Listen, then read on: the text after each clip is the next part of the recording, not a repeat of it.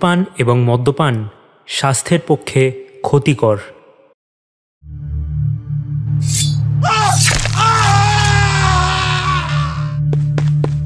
কি হলো বাবা, কি হলো? এ কি? কে কে ওখানে? ওটা কি যামিনী বাবু? যামিনী বাবু, যামিনী বাবু! আরে হরিদা, যামিনী বাবু বাবাকে খুন করে পালাচ্ছে।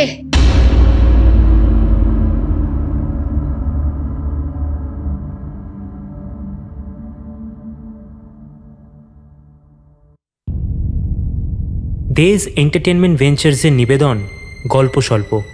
আজ আপনাদের জন্য স্বনামধন্য লেখক হেমেন্দ্র কুমার রায়ের সৃষ্টি করা 2 গোয়েন্দা চরিত্র জয়ন্ত মানিকের কাহিনী। গল্প পাঠে দিব্যেন্দু, গল্পের সূত্রধর আমি অঙ্কিত। শুনতে থাকুন ভেনাস ছোড়ার রহস্য।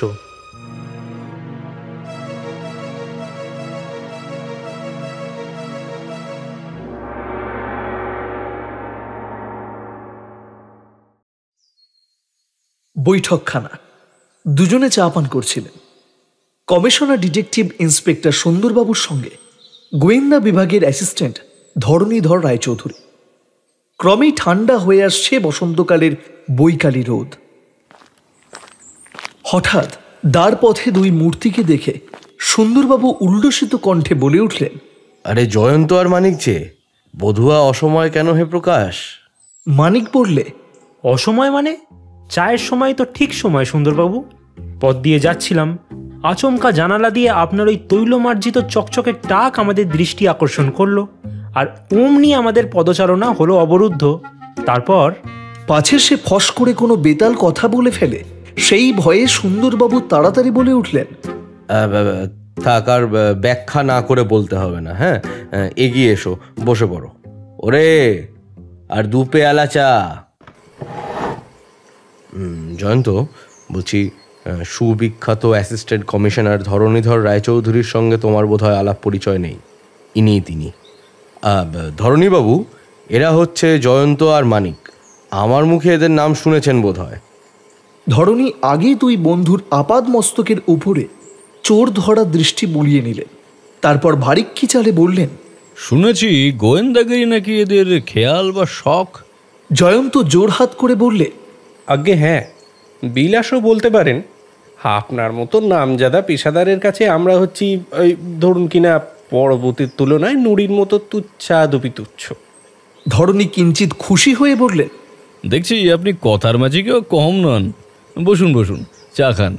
কিন্তু গোড়াতেই বলে রাখা উচিত, আজ আমি এখানে সুন্দরবাবুর সঙ্গে একান্তে কিছু পরামর্শ করতে এসেছি। একান্তে অর্থাৎ গোপনে? আগে হ্যাঁ। তাহলে সুন্দরবাবু, আজ এখানে আমরা চা না খেলেও পৃথিবী উল্টে যাবে না। তোমার কি মত জয়ন্ত? আমাদের গাত্রোত্থান করাই উচিত। সুন্দরবাবু ব্যস্ত হয়ে বলে উঠলেন, আরে আরে, তাও কি হয় নাকি? চা খেতে তোমাদের আর কতক্ষণ সময় লাগবে? আরে সেইটুকু সময়ের মধ্যে মহাভারত অশুদ্ধ হয়ে যাবে না। তোমরা চা খেয়ে যাও। মানিক মাথা নেড়ে বললে, না মশাই, ঘড়ি ধরে চা খাওয়া আমাদের ঠিক ধাতস্থ হয় না। চা খাওয়ার মানে কি এক নিঃশ্বাসে গলায় ঢেলে দেওয়া?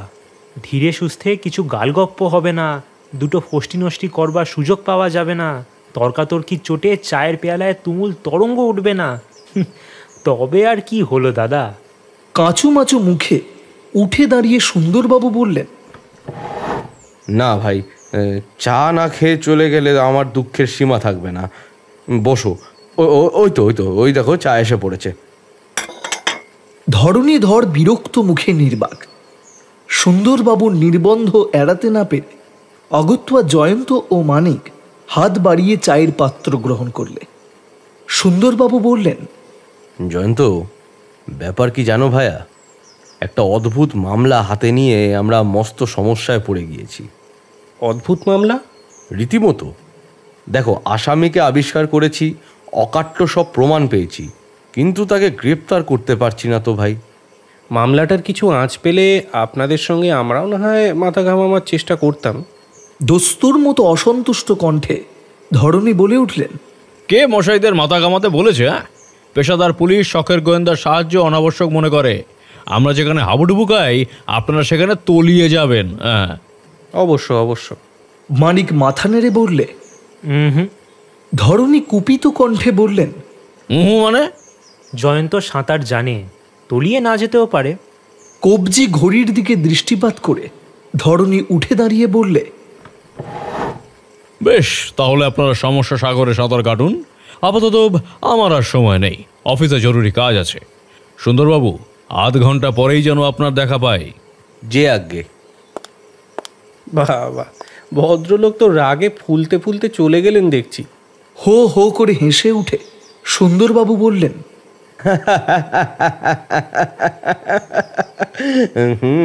তা যা বলেছ।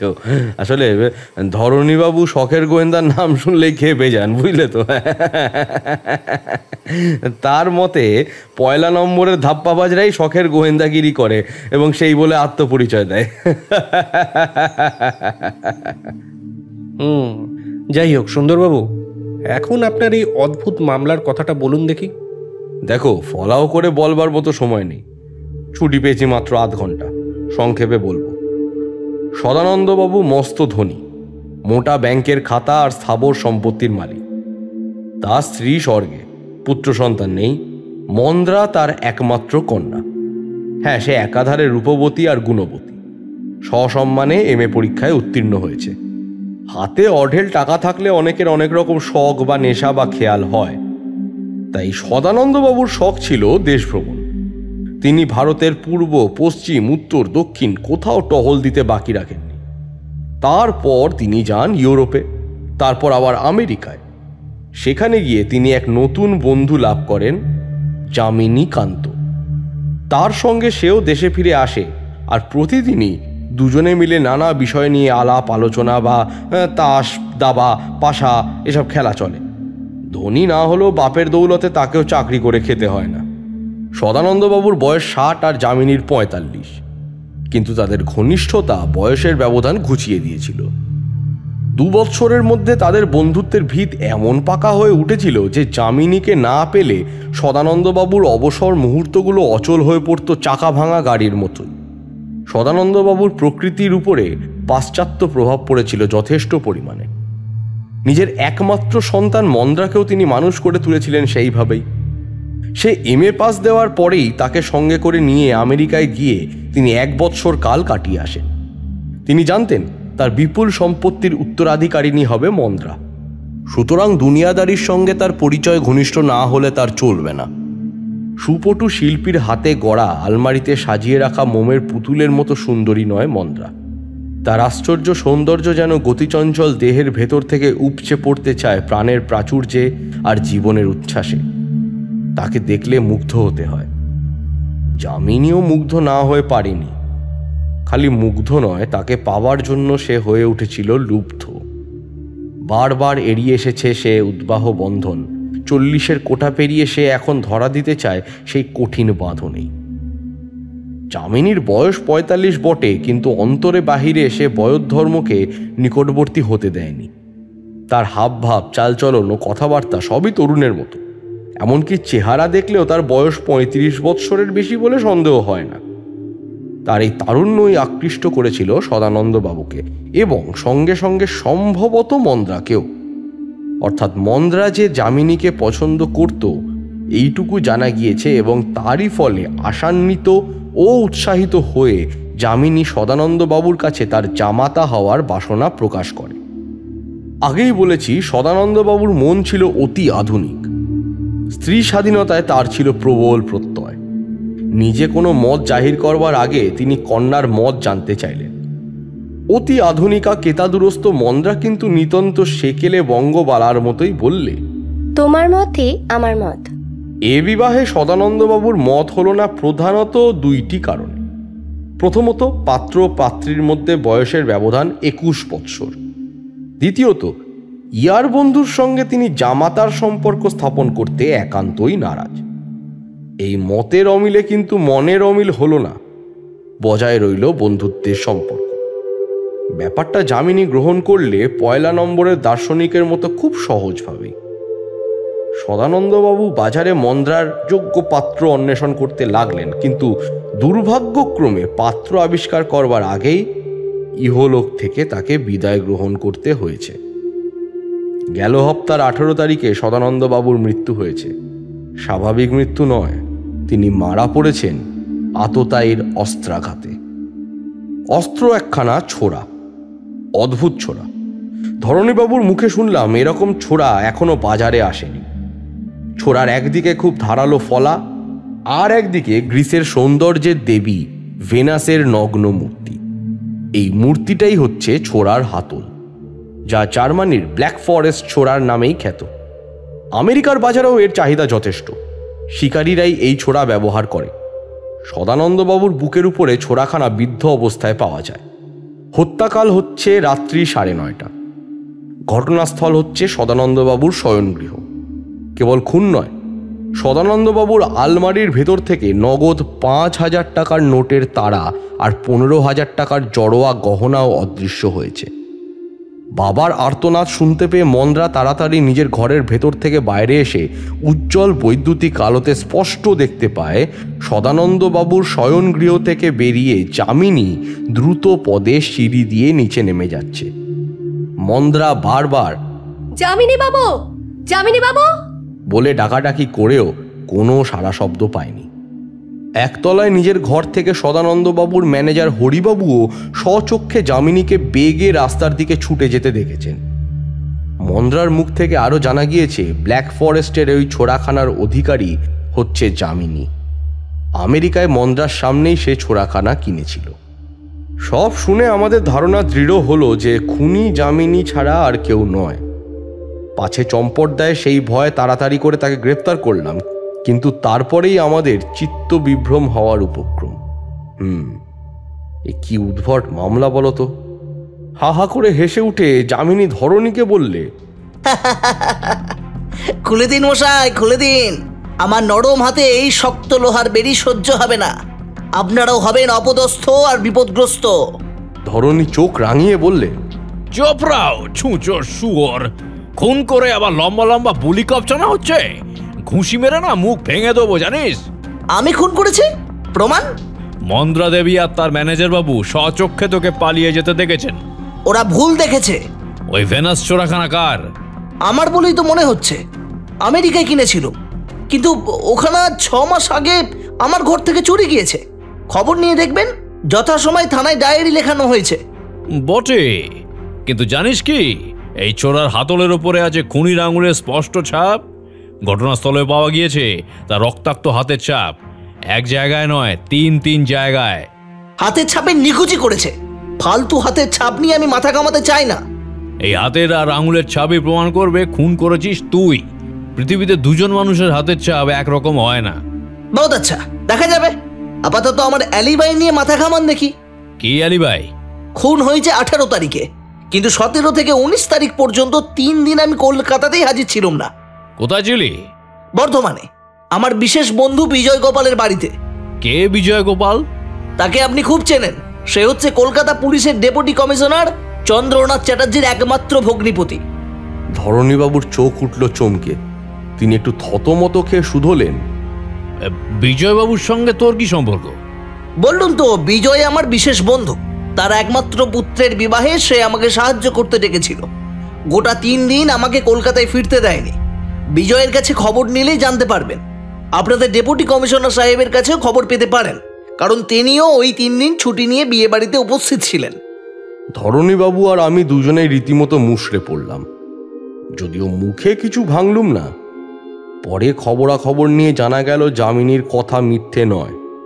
এই যে ইংরেজিতে যাকে বলে একেবারে লোহা বাঁধানো অ্যালিবাই, এর বিরুদ্ধে টু শব্দটি পর্যন্ত উচ্চারণ করবার কোনো উপায় নেই। এমনকি ঘটনাস্থলে পাওয়া আঙুল ও হাতের ছাপের সঙ্গেও যামিনীর আঙুল ও হাতের ছাপ একটুও মিলল না। আমরা যামিনীর চোখা চোখা টিটকারি শুনতে শুনতে প্রায় অধোবদনে তাকে ছেড়ে দিতে বাধ্য হয়েছি। আচ্ছা জয়ন্ত, মানিক, তোমরা এবার বলো তো, এমন সৃষ্টি ছাড়া মামলার কথা কখনো শুনেছ? জয়ন্ত জবাব দিলে না। 2 চক্ষু মুদে কি ভাবতে লাগলো। মানিক বললে, প্রথম দৃষ্টিতে সব দিক থেকেই সন্দেহ গিয়ে পড়ে ওই যামিনীর দিকেই। প্রায় প্রতিদিন যারা তাকে দেখে, এমনই 2জন স্বচক্ষে দেখল পলায়মান যামিনীকে, এবং তারই কেনা ভেনাস ছোড়া পাওয়া গেল হত ব্যক্তির বক্ষে বিদ্ধ অবস্থায়। তার উপরে জামাই রূপে তাকে গ্রহণ করতে নারাজ হওয়ায় সদানন্দবাবু নিশ্চয়ই তার বিরাগভাজন হয়েছিলেন। আচ্ছা সুন্দরবাবু, আপনি কি ঠিক জানেন মন্দ্রা মনে মনে যামিনীকে পছন্দ করত? লোকের মুখে তো তাই শুনেছি। তাহলে তো সহজেই যামিনীর বিশ্বাস হতে পারে সদানন্দবাবুকে মাঝখান থেকে সরিয়ে দিলেই মন্দ্রা আর বিপুল সম্পত্তি নিশ্চয়ই সে অধিকার করতে পারবে। আরে বাবা, এসব তো আমরাও ভেবে দেখেছি, কিন্তু খালি ভেবেচিন্তে কি হবে ভায়া? পুলিশের চাই প্রমাণের মতো প্রমাণ।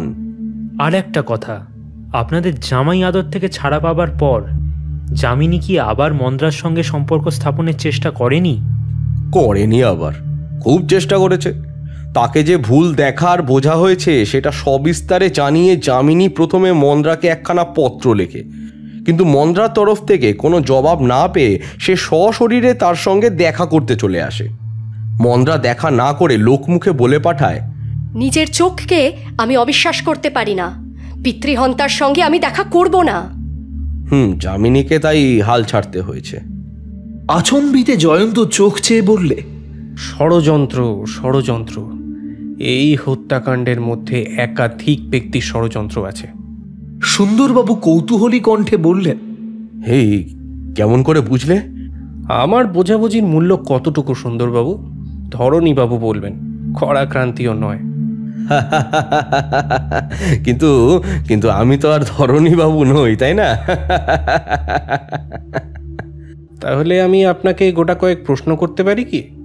দেখো, তুমি অগুন্তি প্রশ্ন মানে আমাকে জর্জরিত করে ফেললেও আমি একটুও বিরক্ত হব না। বেশ, আমার সর্বপ্রথম প্রশ্ন হচ্ছে, যামিনীর দেশ কোথায়? মুর্শিদাবাদ জেলার জিয়াগঞ্জে।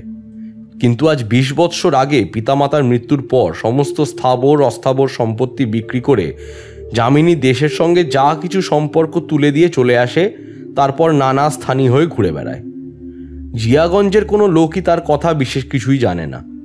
ভাষা ভাষা কেবল শোনা যায় কামিনীকান্ত নামে যামিনীর আর এক ছোট ভাই ছিল, সে নাকি আবার ক্রিমিনাল। ওয়ারেন্টে ধরা পড়বার ভয় আজ 15 বৎসর ধরে কোথায় না কোন দেশে নিরুদ্দেশ হয়ে আছে। যামিনীও তার খোঁজ খবর পায় না। সে বলে তার ভাই নিশ্চয়ই আর বেঁচে নেই। সদানন্দবাবুর সঙ্গে আমেরিকা থেকে ফিরে যামিনী কোথায় বাসা বেঁধেছিল? আপার সার্কুলার রোডের একখানা ছোট বাড়িতে। আর এক পুরনো বন্ধু শ্যামাকান্তের সঙ্গে সেই বাড়িতেই বাস করতো যামিনী। আচ্ছা, আপনি বন্ধুটিকে দেখেছেন? দৈবগতিকে দেখেছি। মাস 5 আগে ও পাড়ার একটা বড় চুরির মামলায় পুলিশের পক্ষে সে সাক্ষ্য দিতে আসে। মুখময় দাড়িগোফের ঝোপঝাড়, মাথার কাঁধ পর্যন্ত ঝুলে পড়া এলোমেলো চুলের জঙ্গল, চোখে মোটা কাঁচের কালো চশমা, দস্তুর মতো বন্য চেহারা, পরনে গেরুয়া জামা কাপড়। বিবাহ করেনি, সংসারের ধরা বাঁধার ধার ধারে না, ধর্মালোচনায় আর তীর্থভ্রমণেই তার দিন কাটে। দুনিয়ায় কত রকম জীবী যে আছে। আমরা যেদিন বোকা বনবার জন্য যামিনীকে গ্রেপ্তার করতে যাই, সেদিনও সে নাকি বাড়িতেই ছিল না, শুনলাম তীর্থভ্রমণে গিয়েছে। হঠাৎ গাত্রোত্থান করে জয়ন্ত বললে, আরে সুন্দরবাবু, এবার আমাদের দিকে তাকিয়ে একবার এইভাবে বলুন, জাগো এবং ভাগো। সুন্দরবাবু ভ্রু কুঁচকে বললেন, হ্যাঁ, তোমার কথার অর্থ কি? আরে মশাই, আপনি ছুটি পেয়েছেন মাত্র আধ ঘন্টা, আর এতক্ষণে 40 মিনিট হয়ে গেছে। চলো মানিক, আমরা পালাই, নইলে সুন্দরবাবুর কর্তব্য পালনে ত্রুটি হয়ে যাবে। আবার যথাসময়ে দেখা করব। নমস্কার, চলি সুন্দরবাবু। সুন্দরবাবু হতভম্বের মতো ফ্যাল ফ্যাল করে তাকিয়ে রইলেন। 1 সপ্তাহ পরে টেবিলের 2 প্রান্তে বিমর্ষের মতো উপবিষ্ট ধরণীধর ও সুন্দরবাবু মাঝে মাঝে চায়ের পেয়ালায় এক একটা চুমুক দিচ্ছিলেন বটে, কিন্তু কেউ যেন চায়ের স্বাদ পাচ্ছিলেন না। এমন সময়ে দ্বারপথে আবার জয়ন্ত মানিকের আবির্ভাব। ধরণী চোখ তুলে একবার তাদের দেখলেন, তারপরেই বিরক্তভাবে মুখ ফিরিয়ে টেবিলের দিকে দৃষ্টি নিবদ্ধ করলেন। সুন্দরবাবু অসন্তুষ্ট কণ্ঠে বললেন, সেদিন তোমরা অমন অসভ্যের মতো চলে গিয়েছিলে বলে আমি কিন্তু দুঃখিত হয়েছি। দুঃখিত কেন? দুঃখিত কেন হচ্ছেন? আমরা কি মামলাটার পুরো বিবরণ মনোযোগ দিয়ে শুনিনি?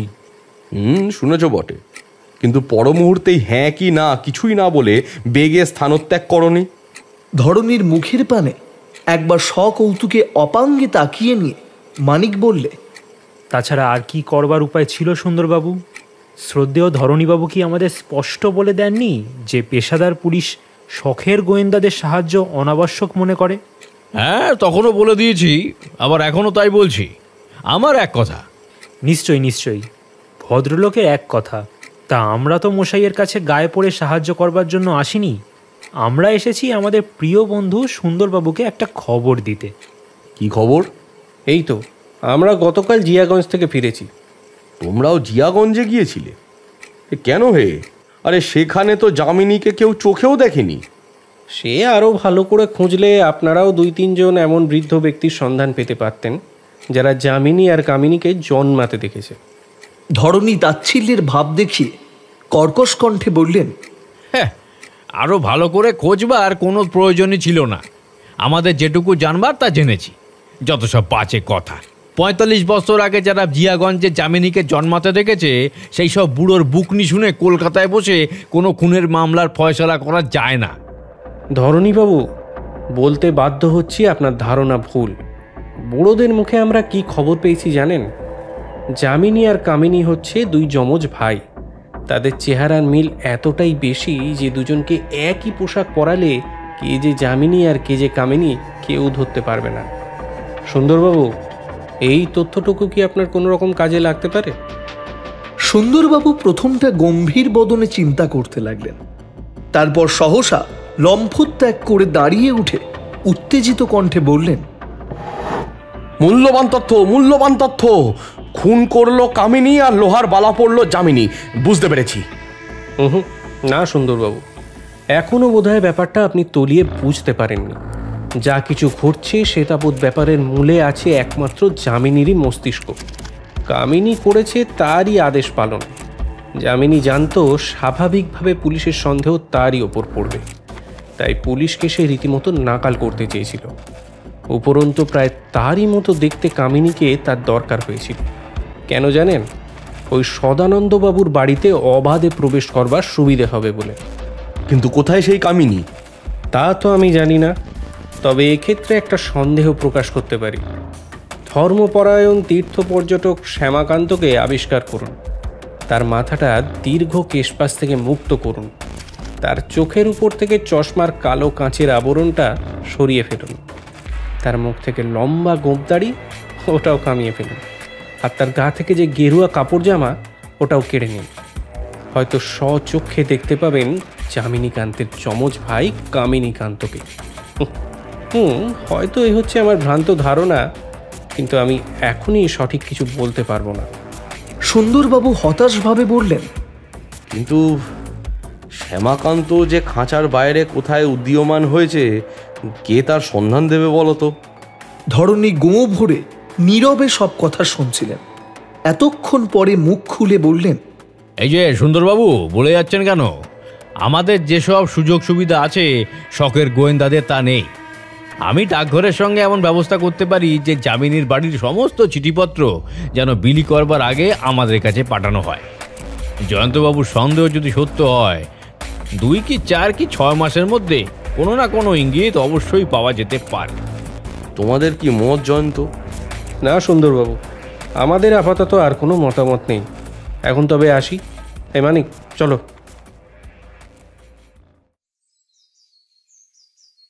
3 মাস পরের ঘটনা। জয়ন্তর প্রভাতী চায়ের আসর, সুন্দরবাবুর প্রবেশ, পিছনে পিছনে ধরণীবাবু। কেউ কিছু বলবার আগে সুন্দরবাবু বললেন, জয়ন্ত, আজ তোমাদের চায়ের আসরে ধরণীবাবু অনাহুত অতিথি হতে চান। জয়ন্ত তাড়াতাড়ি উঠে দাঁড়িয়ে বললেন, আরে, এ আমার সৌভাগ্য, পরম সৌভাগ্য বলতে পারেন। আসুন আসুন, বসুন। ওরে মধু, জলদি চা নিয়ে আয়। টোস্টার 1 পোচো আনতে ভুলিস না। আর চা পানোর চেয়ে গৌণ ব্যাপার। আমার মুখ্য উদ্দেশ্য হচ্ছে আপনাদের অনেক কটু কথা শুনিয়েছি, তাই বলে ক্ষমা প্রার্থনা করা। আমাকে আর লজ্জা দেবেন না মশাই। কিন্তু এতদিন পরে হঠাৎ আপনার ক্ষমা প্রার্থনার কথা মনে হলো কেন? সঠিক আপনার অনুমান। যামিনী শ্যামাকান্ত ওরফে কামিনীকে চিঠি লিখেছিল বোম্বাই শহরে। সে গ্রেপ্তার হয়েছে। ছোড়ার আঙুলের ছাপ মিলে গেছে অবিকল। যামিনীর সঙ্গে তার চেহারার আশ্চর্য মিল। ছদ্মবেশের ভিতর থেকে লোকের চোখে যা ধরা পড়তো না। যামিনীও এখন হাজতে। আপনি গোয়েন্দা বটে, কিন্তু অসাধারণ আর অতুলনীয়। ধন্য ধন্য, সত্যি ধন্য আপনি। শুনছিলেন হেমেন্দ্র কুমার রায়ের রচিত ভেনাস ছোড়ার রহস্য। জয়ন্তর ভূমিকায় সম্বুদ্ধ, মানিকের ভূমিকায় আমি অঙ্কিত, সুন্দরবাবুর ভূমিকায় শুভময়, ধরণী রায়চৌধুরীর ভূমিকায় পার্থ, মন্দ্রার ভূমিকায় শারদিয়া এবং গল্প পাঠে ও যামিনীর ভূমিকায় Dibyendu. Sound editing, SFX, background music, পরিকল্পনা ও পরিচালনায় আমি Ankit. Mix and mastering and motion graphics Debdatta. Poster designing Subhadip.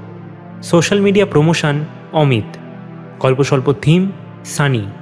গল্পটি যদি ভালো লেগে থাকে তাহলে ভিডিওটি লাইক, কমেন্ট, শেয়ার ও চ্যানেলটি সাবস্ক্রাইব করে পাশে থাকা বেল আইকনটি ক্লিক করে দেবেন রেগুলার আপডেটস পাওয়ার জন্য।